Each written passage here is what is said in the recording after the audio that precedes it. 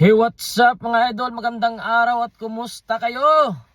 Wala tayo mga idol ng isang linggo, no? Hindi tayo nag-vlog dahil nagbakasyon tayo ng ibang probinsya sa Canada. Pumunta tayong Calgary, Alberta mga idol, no? So, habang nakabakasyon tayo mga idol, meron tayong naririnig na mga usapang Casimero pa rin kasi syempre may mga boksingero na ini-interview ng mga vlogger na against kay Casimero.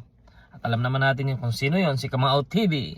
At in-interview nga si Tapalis at nagtanong kung ano daw, kasi naka-sparring naman niya si Casimero at saka si Inoy, ano mga kakaiba. Alam naman natin na itong si Tapalis galit din kay Casimero, pero ganun pa man, opinion niya lang yun na hindi kayang talunin ni Cuadro Alas si Naoya Inoue. Hindi natin masasabi yan mga idol kasi hindi pa sila naglaban.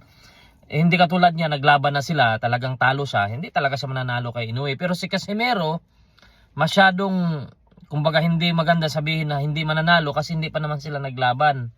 Kaya mga idol, di ba? Pero ganun pa man, opinion ni Tapalis yun. At makikita natin mga idol, no? 2 linggo bago yung laban ni Cuadro Alas, ay maganda na yung katawan. Kung titingnan natin yung katawan ni Cuadro Alas, manipis na at wala akong nakikitang rason na mag-overweight siya sa 127 something or 128. Kaya tingin ko dito, handa na si Casimero at hindi siya nahirapan kumuha ng timbang sa ngayon dahil 128 something, no? Tingin ko naman sa featherweight na yung lalabanan niya, 126 talaga limit. Tingin ko naman hindi pa rin siya mahihirapan dahil medyo na yun kumbaga hindi na mo 4 pounds above yun sa sa 122. Tingin ko hindi siya mahirapan basta nasa tamang ensayo lang. Kaya mga idol, abangan natin yan. Yung mga vlogger na gumagamit sa pangalang Casimero na sinasabi ni Pau Salud na hindi niya nagagamitin, pero sa show niya kasama siya doon, mabanggit pa rin yung pangalang Casimero. Pero ganun pa man, karapatan naman nilang banggitin yan. Karapatan nila kung ano yung opinion nila. Sinabi niyang hindi mananalo si Casimero kay Inoue, opinion nila yun. Pero alam naman natin sa usapan na yan, maraming sumang-ayon na kayang talunin ni Casimero si Naoya Inoue. Isa na dyan si Nonoy Neri, dati niyang coach, Jerry Peñalosa, kahit si Attorney Ed Tolentino, sinabi nila yan. So, kanya-kanyang opinion yan mga idol. Kaya hayaan nyo sila sa opinion nila. Basta kung magkataon yan, kung magkaharap sila, tingin ko may laban naman si Casimero dyan.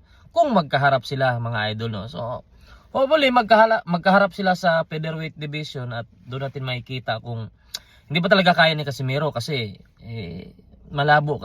Kasi kumbaga pangit sabihin sa ngayon na hindi kaya kasi hindi pa naman sila naglaban. Mas maganda yung maglaban muna sila at malalaman natin kung kaya ba talaga o hindi ni Cuadro Alas si Naoya Inoue. So sana mangyari pa yan kung hindi sa 122, sa 126 sana mangyari pa yan mga idol, no? So ganun pa man, suportahan natin ang laban ni Cuadro Alas October 25 at syempre suportahan na natin yung Trilya in Manila mga idol kasi mga Filipino boxer pa rin yan ako pinapanood ko pa rin talaga yan. Libre naman yan sa mga taga Pilipinas, panoorin nyo rin yan. At suportahan natin yung mga boksingerong Pinoy. Hayaan natin yung mga vlogger, hayaan natin yung mga fans talaga na mag-away-away. Normal lang yan, opinion nila yan. Basta wag lang yung below the belt Mga idol, hanggang dito na lamang. Maraming salamat.